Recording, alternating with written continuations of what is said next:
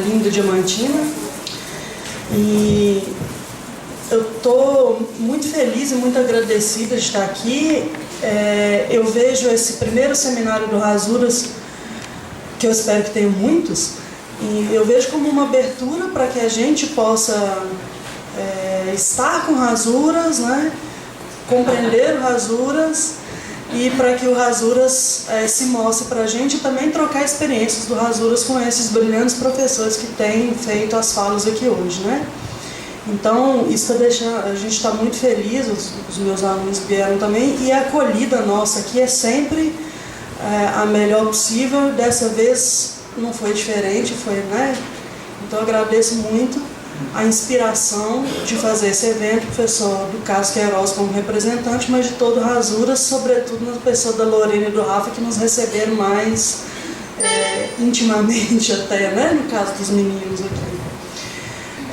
Então, a nossa mesa, Política dos Afetos, Agenciamentos, Fluxos Criativos e Pensamento Menor, é a mesa 100% feminina do dia. Começou com uma barba, que ótimo! Mas infelizmente a professora Clara não está presente, então a gente vai ter a fala agora da professora Gisele Barbosa Ribeiro, que é do Programa de Pós-Graduação em Artes aqui da UFES, né? É uma artista, então seremos agraciados com essa fala aqui.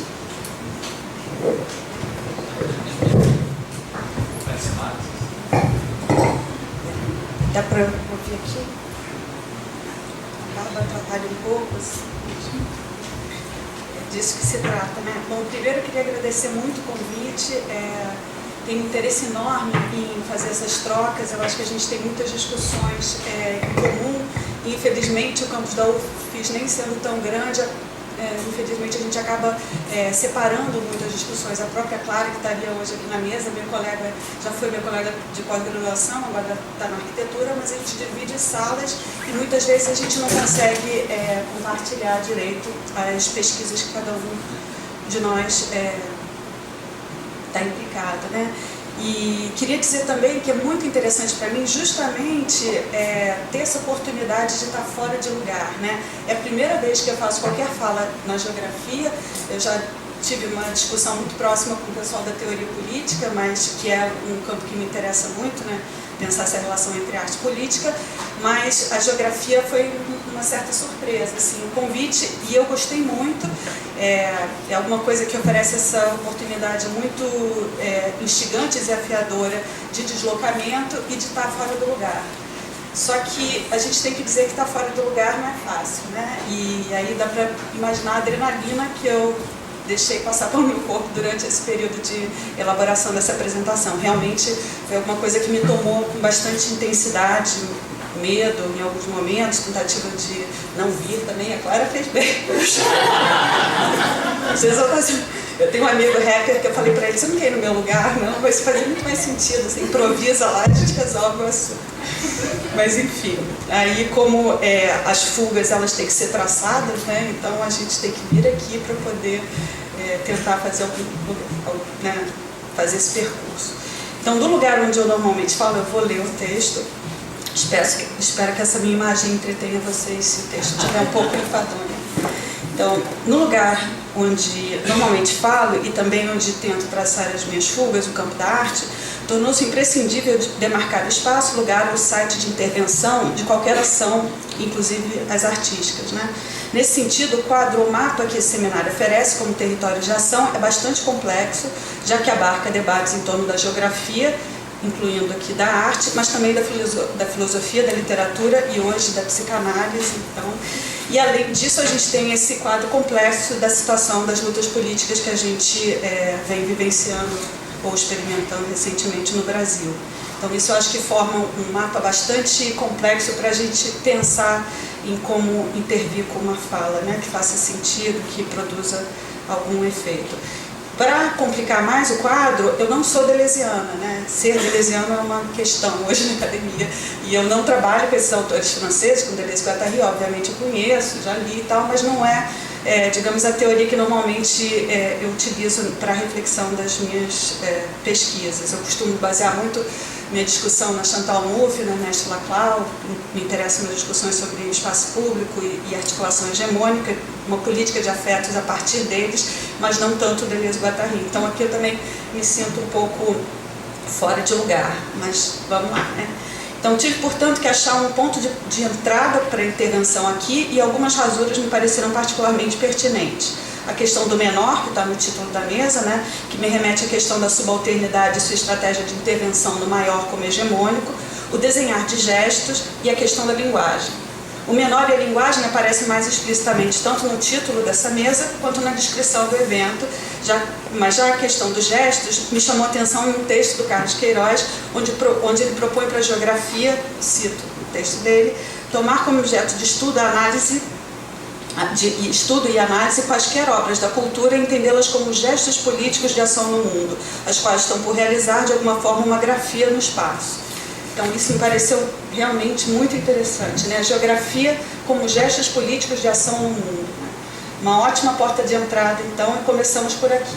Vou tentar então articular essa produção de gestos com questões relativas à linguagem, focando também no contexto específico de nossa fala acadêmica sob a forma de palestra.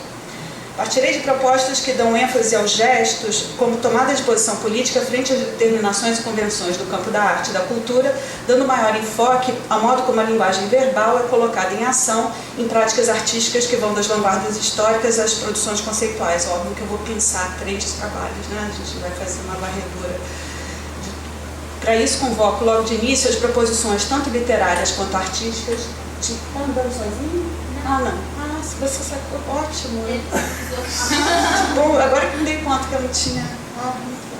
Então, por isso convoco logo de início as proposições tanto literárias quanto artísticas de Ramon Gomes de la Serna, que compreende suas conferências como intervenções artísticas e políticas, tendo em vista o modo como pensa a linguagem. Ainda que historicamente lhe seja atribuído o papel de escritor, assim é nomeado, as produções de Ramon funcionaram sempre na fronteira entre as artes, como ocorre nas diversas manifestações das vanguardas do início do século XX. Em Madrid, sua cidade natal, Ramon teve diretamente ligado ao movimento de aproximação do futurismo, dadaísmo e surrealismo com o contexto artístico espanhol, ainda que seu anarquismo o levasse a estabelecer sua própria vanguarda, nomeada por alguns autores como ramonismo, ou ramonismo, né? Desde 1910, quando participa do Salão dos Independentes em Paris, toma como tarefa a aproximação e a propagação de uma arte politicamente ampliada.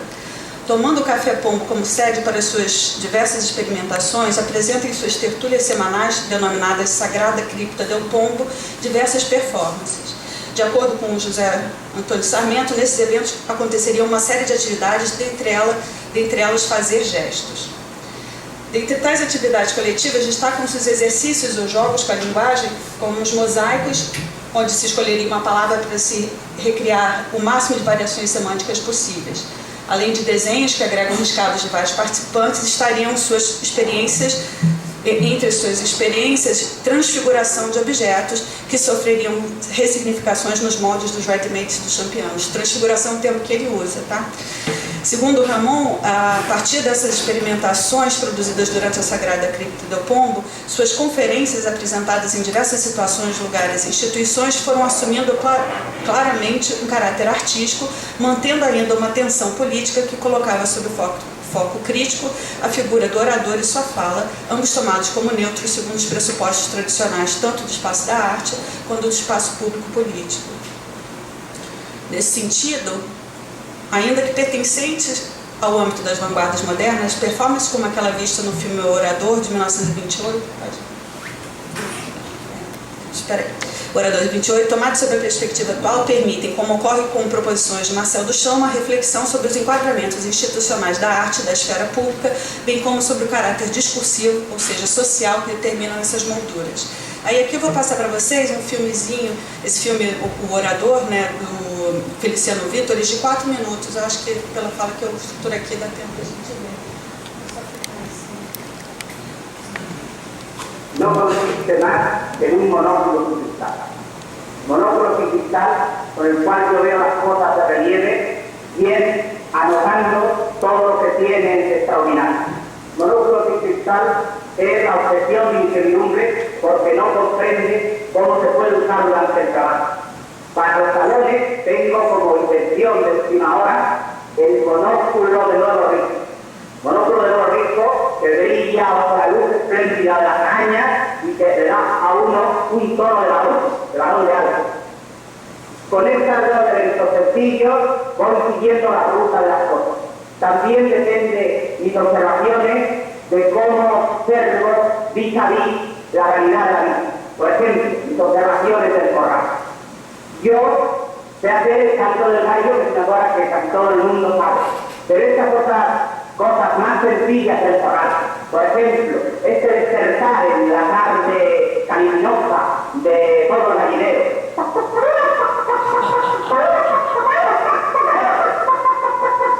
Esta cosa lenta. Esos gritos de locura que brotan del corral caliente por agosto. Que son alborotos de todo el pueblo, que son la raya con que se señala toda la dimensión del paisaje. Todas estas observaciones de realidad, unidas a mi monóculo cristal, dan la base sincera de mi ser. Pero para un discurso tengo otro elemento inapreciable, elemento que lleva a asumir las multitudes, porque cuando se posee la mano convincente, la multitud va detrás de su mano. Cuando se dice la multitud por ahí, la multitud sigue ese camino. El orador ha de tener esta mano, un cajón de la elocuencia, y esta mano produce también un efecto sedante del público, dándole a conocer paz. Produce las grandes prestaciones cuando esta mano se dirige siempre a él en un son de petición. Esta mano capta las ideas como mariposas, cogiendo hacia el ambiente y redondeando la oración gracias a todas las agasadas. Esta mano sirve para señalar 5 razones por ejemplo. Se puede usar de ella para decir por 5 razones tenéis que seguir este camino. 5 razones tengo para decir lo que es. Todo el mundo de tamaño razones baja la cabeza apabullada. Esta mano sirve para en la tempestad del público calmarlo plenamente. Y por fin, cuando el orador ya está próximo al final del discurso, sirve para preparar su planeado. Porque esta cosa que tiene el orador de aviador se remonta, parece que va seguro en sus palabras. De pronto se rompe la pareja de una de ellas, señala la caída en la arena, y esa palabra se desmaya. El orador que se domina, espera el momento en que planea.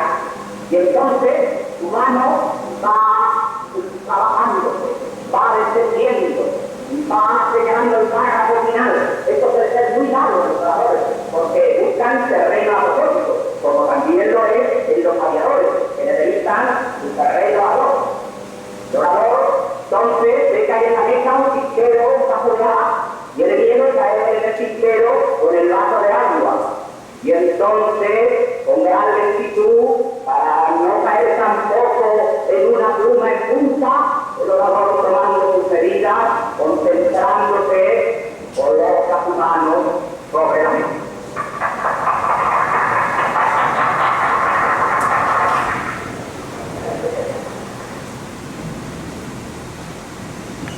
Pode ser sim, professor. Não sei se o espanhol é muito compreensível, ainda mais a gravação é bem antiga, né? Então talvez não dê para pegar tudo, mas eu acho que o geral da performance dele pode ser entendida. Então, nesse filme, Ramon encena com a sua grande mão de borracha os gestos pomposos com os quais os grandes narradores e artistas costumam apresentar-se diante da esfera pública a fim de assegurar uma suposta racionalidade e, consequentemente, a legitimidade de suas falas. Já em suas conferências maleta, que mais tarde se convertem em conferências baú, Ramon se apresentaria diante do público com uma mala cheia de objetos, na sua maioria adquiridos no mercado de rua de Madrid, o rastro, e iria apresentando conforme falava e gesticulava. A proximidade dessas performances com aquelas produzidas por vendedores de rua ou feirantes demonstra o modo como Ramon enquadrava a relação da arte e seu sistema de exposição, distribuição e divulgação com aquelas do mais mundano mercado. A ressignificação e a revaloração do objeto a partir de sua inserção em determinado quadro discursivo era claramente apresentado, atingindo ao mesmo tempo o debate sobre a arte como empreendimento nominalista, quanto questões de valor próprias do âmbito simbólico da mercadoria. Em um texto que publica em Madrid, em 1924, na revista Pombo II, intitulado Miss Conferências, Ramon elabora suas propostas à medida que indica a necessidade de se criticar as pretensões dos discursos e procedimentos institucionais. Hay que variar el sentido de la conferencia medíocre en que va a hablar de cosas vagas, soporíferas y un poco sabidas, no la comprendo. Desprecio y odio a esa grotesca seriedad humana de los actos públicos que creen que no es estéril toda sesión académica que no aporta ni nueva cordialidad, ni nuevo conocimiento, ni nueva literatura. Por eso descompongo nesses actos públicos sempre que puedo e rompo com seu patrão. Já na conferência apresentada no Cineclube de Madrid, em 26 de janeiro de 1929, sob o fundo branco da tela de cinema, Ramon aparece vestido cerimoniosamente com a pele pintada de negro. Numa carta na Gazeta Literária de Madrid, publicada no mesmo ano, Ramon comenta a sua ação. Solo una vez he hablado, pode passar. Solo una vez he hablado frente ao encerado blanco e foi disfrazado de negro, pintado hasta el alma, negro de escrever, de sentir-me incompreendido e de esperar. Me siento verdadeiro negro, risa por fuera e mais triste pasión por dentro. Puede tener en aquella sesión la mano más expresiva del mundo, la mano negra que señala en los mapas, en los bosques inexplorados, en las salidas del mundo y la salida por caso de incendios. No hubo muy malos comentarios en aquella conferencia, pero los nacionalistas dijeron, ya es ocurrencia de Cineclube la de traer un orador negro cuando tenemos tão buenos oradores blancos. A importância dessa transfiguração que tensiona os pressupostos de neutralidade de qualquer orador pode ser notada no uso que faz desse procedimento de mudança de cor de pele em outras conferências. Na conferência Medio Ser, que oferece no entreato de sua peça de teatro dos Medioseres, aparece assim como seus personagens com a metade do corpo pintado de negro. Percebe-se, portanto, por meio dessas experiências performáticas de Ramon Serna, que transformações do estatuto do objeto artístico moderno não podem ser consideradas apenas sob a perspectiva de mudanças formais, onde a performance seria simplesmente adicionada à lista de categorias tradicionais como pintura, escultura, desenho e gravura. Se a incorporação de elementos temporais próprios da ação já abalaria os preceitos canônicos atribuídos às espacialmente delimitadas belas artes, essas ações provocam modificações mais profundas, já que, para além de um estilo, gênero ou categoria, essas propostas direcionam nosso olhar para o quadro conceitual da arte, depositando sua atenção na construção discursiva que dá forma a todo o campo institucional. Nesse sentido, a ação é entendida como manifestação política, onde aquilo que seria recalcado, oprimido ou ofuscado torna-se aparente. É interessante notar a importância do assinalamento da vulnerabilidade desses atos de fala, pois demonstram o político que estrutura toda a ordem hegemônica, o que nos aproxima dos argumentos de teóricos políticos como Chantal Mouffe e Ernesto Laclau, para quem o sentido do social está sempre incompleto e precariamente determinado, dependente de uma articulação hegemônica. Se algumas práticas artísticas ligadas às vanguardas, como essa de Ramon, já começavam a explorar a performatividade aberta da palavra, na década de 50 essas propostas serão amplificadas e explicitadas tanto a partir da filosofia da linguagem quanto da arte. Nesse período, será John Cage quem, através de conferências como performances, estenderá ao limite a possibilidade da linguagem agir artística e politicamente. Como parte de suas investigações sobre a deshierarquização dos papéis do compositor, intérprete e ouvinte, Cage proporia uma série de trabalhos que reposicionariam politicamente essas figuras. Como ele mesmo afirma em um texto de 74, modelos de arte, cito, menos anárquicos oferecem exemplos de estados da sociedade menos anárquicos. O compositor e o regente, o rei e o primeiro-ministro. Defende, portanto, situações artísticas que constituiriam analogias de circunstâncias sociais desejáveis. Nesse processo, Cage investirá em importantes experiências em torno do silêncio. Em Lecture on Nothing, uma de suas peças mais relevantes, sua fala começa assim: I'm here and there's nothing to say. If among you are those who wish to get somewhere, let them leave at any moment. What requires is silence, but what silence requires is that I go on talking. Então eu continuo aqui falando. Nessas e em outras conferências e eventos, Cade atribui à fala pausas e uma temporalidade que recolocam o andamento das palavras em uma cadência estranha à oratória convencional. O mesmo acontece em 45 minutos for Speaker, de 54, onde prevê também gestos e situações vocais, como levantar a mão ou tossir em momentos precisos da fala. E Indetermination indica 1 minuto de fala para cada história que conta. Se a história é curta, tem que estendê-la. Se a história é longa, tem que apressá-la. Já em Lecture on Something, de 59, o texto retorna ao nada da seguinte forma: There is a talk about something and naturally also a talk about nothing. Termina.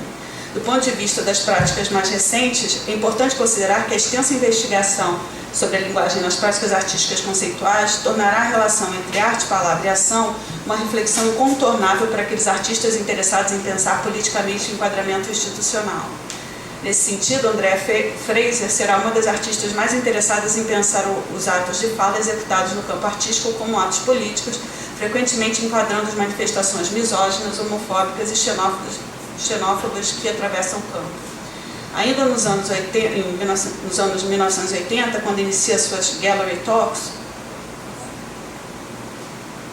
são falas ou palestras em galerias, Fraser adota o personagem fictício de uma professora universitária chamada Jane Castleton, a fim de enquadrar e oferecer suas visitas guiadas em espaços especializados da arte. Suas apresentações vêm demonstrando desde então o interesse em se apropriar das estruturas, padrões de comportamento e retóricas que atravessam os campos institucionais, a fim de, por meio de uma espécie de mimesis desviada, que usando a expressão do Homem Barba, desmascarar as atitudes e os modelos convencionais dos atos de fala. Pode passar. Iniciando suas palestras quase sempre em tom inofensivo, pouco a pouco a fala se torna uma crítica implacável, tanto do contexto onde intervém, quanto das posições do orador e de sua audiência. Official Welcome, essa performance que eu trago 3 imagens aí, não é diferente. Produzida a partir de uma encomenda feita por colecionadores e executada pela primeira vez em 2001, Fraser profere suas rigorosamente ensaiadas palavras e um crescendo crítico enquanto se despe. O texto da palestra é formado de fragmentos de discursos tanto de artistas quanto de curadores, críticos e diretores de museus e galerias, apresentados em recepções e aberturas de eventos culturais.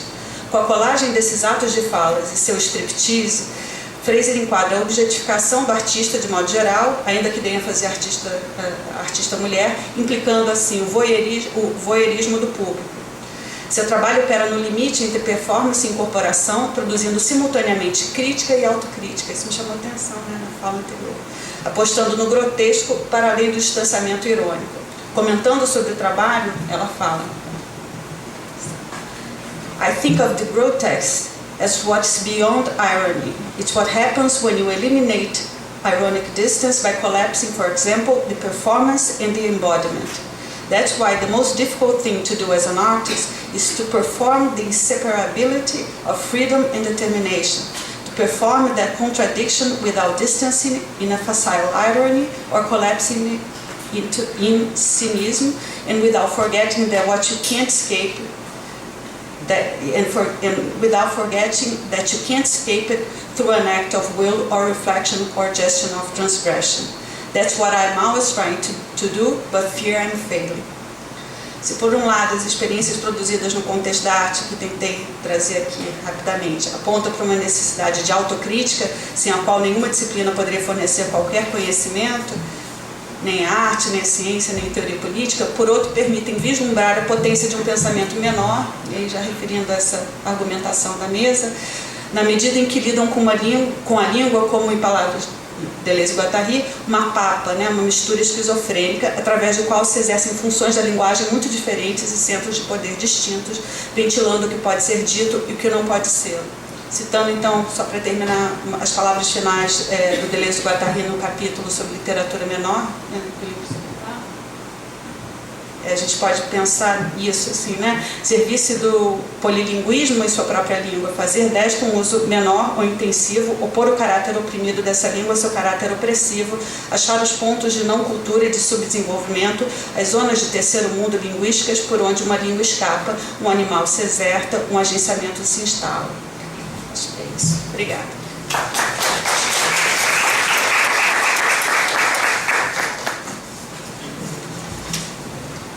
Foi rapidinho, né?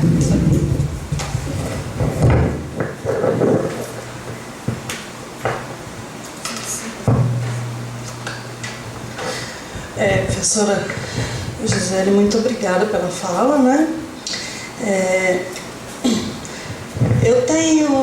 Eu fiquei pensando enquanto você falava, como, claro, a gente, infelizmente, na ciência moderna ainda está dividido nas caixinhas, né? E eu estou cá representando uma caixinha também, que é a caixinha da geografia, mas eu queria, de antemão, dizer que, para mim, a sua fala é absolutamente geográfica. Até por entender a geografia como, muito antes de ser ciência, um conhecimento do cotidiano, um conhecimento feito no mundo da vida, um conhecimento que todo mundo faz, né?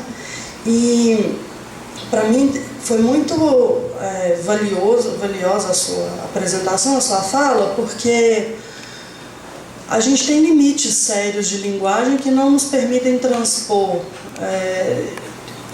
ressignificar e significar determinadas coisas, né, que a ciência nos impede de fazer, e que eu acho que a arte vem para ajudar a gente a superar, né?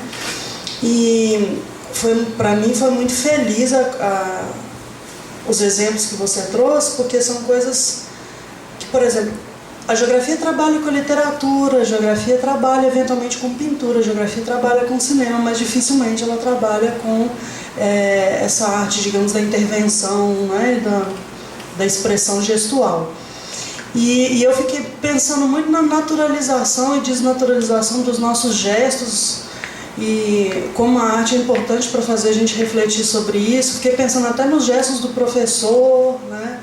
Na maneira como nos organizamos, aliás, como está organizado isso daqui gestualmente, e como que é importante a gente pensar na possibilidade do menor dizer, né? Porque o menor está manifesto na experiência, está manifesto no cotidiano, por isso ele é menor, né? Está manifesto não é só necessariamente o que vai contra o hegemônico, mas sobretudo a expressão da experiência e da realidade social daquele que pratica no cotidiano, né? Então eu acho super relevante e muito importante para a gente repensar essas coisas na geografia também. Então, por isso agradeço a sua colocação, né? Bom, alguém tem alguma pergunta? É para o Rafael gravar.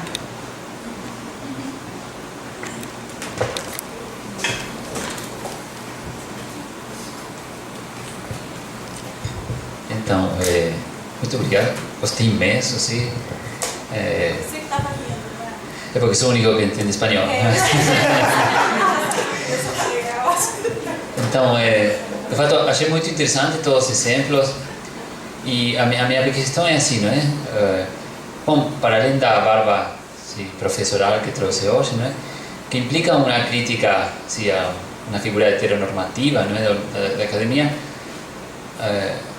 no fundo, a tua palestra não chega a ser tão corrosiva em relação a estes espaços que habitamos. E a minha pergunta é, achas ainda que estes espaços, não é? Que a academia, a universidade, podem ser espaços de liberdade, de pensamento crítico e eventualmente de criação de formas menos absurdas de pôr em comum? Não posso segurar. Está vendo a convenção? Eu já ia por aqui porque... Não, eu acho, inclusive, sim, só talvez para tentar pensar, na hora que eu coloco, né, que eu ponho a minha barba, não é negando, sabe, totalmente essa situação aqui, é tentando me colocar também. Eu achei impressionante, assim, eu me identifiquei muito com a fala do professor Jorge, né, sobre essa história de você ir experimentando uma crítica junto com autocrítica, né? Crítica, autocrítica, crítica, que é o que se trata aqui, né? Já tinha comentado que a Andrea Fraser está preocupada com isso, e assim, na hora que eu trago isso, não é negando isso aqui, né? Justamente tentando vasculhar isso aqui para ver como é que a gente se relaciona. Eu acho até que, assim, colocar essa barba não é só identificar essa figura de fala como sendo sempre masculina, mas colocar também como é que a mulher masculinisticamente se posiciona na academia, como é que o meu próprio texto se estrutura de uma maneira que vem dessa tradição masculinista, né? Eu reconheço isso e a minha saída é tentar experimentar alguma coisa, já que talvez na escrita do texto ainda não consegui, né? Não consegui falar como rapper, não consegui. Então, né, a gente vai tentando outras coisas, né? Tem um defeito, defeito de desdobramento, né? Mas assim, se eu não acreditasse, eu não estaria aqui, né? A gente problematiza os espaços com os quais a gente que afetam a gente, né? Os espaços que afetam, que fazem a gente pensar. Então, não é uma negação, né? Inclusive, quando eu falei para vocês que eu trago muito, eu estudo muito essa discussão da Chantal Mouffe, é justamente pensar essas articulações hegemônicas sem tentar escapar completamente delas, né? Então, até assim, pensando pelo pouco que eu entendo do pensamento do Deleuze junto com Guattari, essas linhas de fuga não são uma fuga, né, total, né? São traços, né? E que isso significa também encarar esses espaços. Mas me interessa sempre muito dar atenção para as situações específicas. É uma coisa que a gente talvez tenha nas discussões recentes da arte, né? De tentar ter uma atenção específica para o lugar onde uma determinada fala é colocada. E aí prestar atenção nesse espaço, né, como você chamou a atenção, né, no mapeamento, na espacialização dessa situação aqui da palestra. Então, se eu vou pensar uma arte menor, uma performance menor no conteúdo da minha fala, eu tenho que trazer isso junto com essa palestra aqui também, né, com pensar esse lugar aqui como um lugar de ativação de afetos, né, e como é que esses afetos podem ser construídos e impactados na pessoa.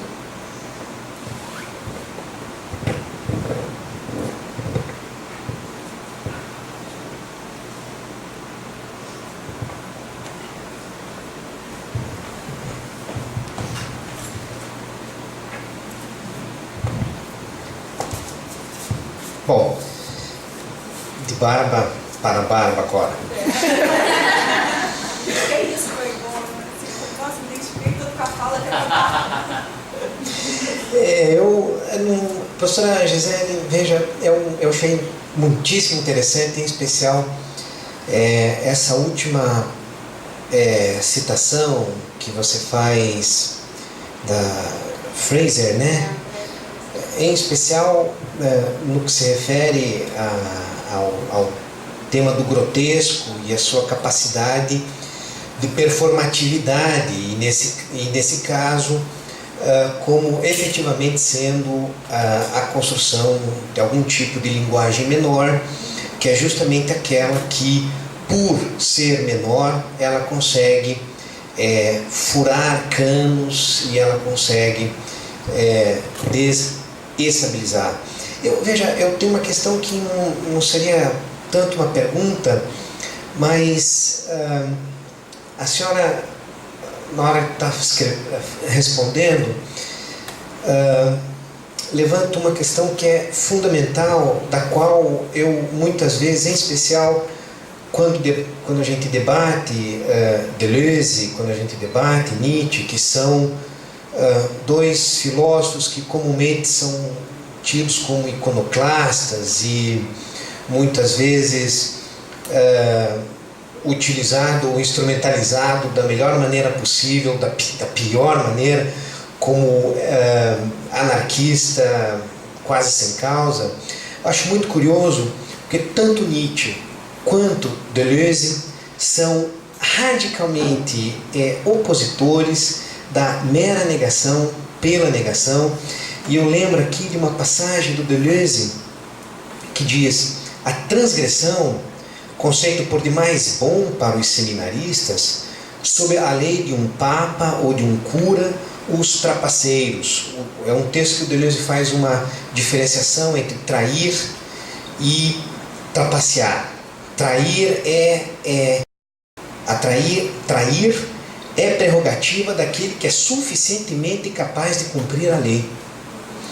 Trair é prerrogativa apenas daquele que é capaz de manter a promessa. O trapaceiro não. O trapaceiro é um mero transgressor que nem sequer consegue cumprir a promessa, que nem sequer lhe é lícito transgredir. Por isso que eu me pergunto se é possível, e a resposta que você deu foi muitíssimo curiosa, se é possível não conjugar um discurso que, para conseguir exercer o efeito performático que ele tem de exercer para ser uma literatura menor, se ele pode prescindir de um simultâneo exercício crítico e autocrítico. Senão, seríamos meros transgressores, bons seminaristas sob a égide papal. Nesse caso, eu estou inteiramente de acordo com esse ponto. Quer dizer, nós precisamos ser suficientemente capazes, em primeiro lugar, de cumprir a regra ou de manter a promessa para conseguir ser efetivamente traidor. E aí é muito curioso, porque a propósito do grotesco, eu me recordo daquele filme eu estava com o nome ali agora, do Cláudio Assis, Febre do Rato. Febre do Rato é um filme que é preto e branco, não tem assim beleza ali, é preto e branco, se passa em Recife. Aquilo é grotesco. O Cláudio Assis faz isso justamente para chocar. Preto e branco, pessoas feias, lugares sujos, nada formal. E justamente aquilo é o cenário do cotidiano. Justamente aquilo é a narrativa do que está diante de nós. Mas, por construir de uma forma preta e branca, e aí utilizar uma performatividade grotesca para que ele possa causar o efeito performativo, ele bota o cenário preto e branco, suja o cenário, mas no fundo são as mesmas coisas. E aí o Rafael, o normal, aquilo que nos é familiar, ele pode sim nos exercer uma função de transformação, justamente porque, nesse caso, mais um exemplo, o grotesco é isso que nos causa distanciamento. Então, como disse, não é uma questão, mas eu me recordo desse filme, e para mostrar que o filme não apenas faz uma crítica, mas ao exercer essa performatividade por conta da linguagem grotesca, insere o espectador na própria narrativa. É impossível ficarmos passivos diante dessa situação. Nossa, agradeço muito. Acho que são colocações muito pertinentes. E eu acho que esse espaço de crítica, ele tem que ser ativado realmente um multidirecionamento, né? Então vai ao espaço, mas vai a esse orador, e vai ao que seria a audiência, pode se tornar público ou não, né? E eu acho que é importante a gente perceber isso, né? Uma situação que a gente tem que lidar, porque assim, uma base também do que eu discuto é que não tem o lugar perfeito, né? Então, em relação à pergunta ainda, se assim, eu saio da academia porque ela é demasiado viciada, né? Ela tem convenções demais, né? E eu vou para onde? Qualquer espaço que eu tente atuar vão ter suas próprias convenções e vão requerer uma espécie de deslocamento, né? Uma tentativa de distanciamento, um movimento de crítica, autocrítica, em qualquer situação, né? Social que seja. Às vezes, no campo da arte, a gente tem muito essa discussão sobre estar fora do campo, né? Porque o campo da arte é tido como um campo exaurido de convenções e o tempo inteiro a gente está fugindo dele, né? Pensar em propostas mais voltadas para o social. Seria muito interessante se a Clara estivesse aqui, porque a gente discute muito isso, né? Então, pensar em coisas que nem fala mais em arte, né? Muitos autores não querem nem que a palavra arte entre no debate sobre propostas que seriam arte, mas a gente não pode dizer que é arte, tá? A gente tem que esconder que é arte, porque elas seriam mais potentes se elas não tivessem enquadradas como arte. E eu acho que isso é uma fuga ingênua, de alguma maneira, né? Porque você evita justamente pensar aquelas convenções que vão retornar em qualquer outra situação. Então, você vai para ali, vai para um outro espaço social, que vão ter outras convenções sendo ativadas, e quanto mais invisíveis elas ficarem, pior vai ser para a gente fazer esse movimento, né, de crítica e autocrítica. Então, eu acho que os espaços institucionais, de modo geral, as disciplinas, por exemplo, né, acho que a professora Virgínia, que estava mediando a mesa anterior, no começo ela falou assim, o que é geografia, né? Eu falei, nossa, isso toda hora a gente ouve na arte, né? O que é arte, o que é arte? Então, assim, essa pergunta, ela tem que estar sempre atualizada, né? Tem que estar sempre latente. E de alguma maneira, é o que a gente chama, o que a gente diz que é, né? A arte é o que a gente chama de arte, geografia é o que a gente chama de geografia. Eu imagino, estou falando de vocês, mas do campo da arte é o que a gente chama de arte. É um empreendimento nominalista, né? Numa hora eu até comentei isso no texto. Então, eu acho que é isso.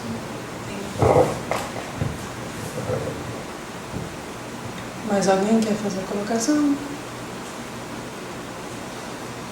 Não? Então, agradeço as perguntas também, agradeço a participação, agradeço muito a professora Gisele pela mesa.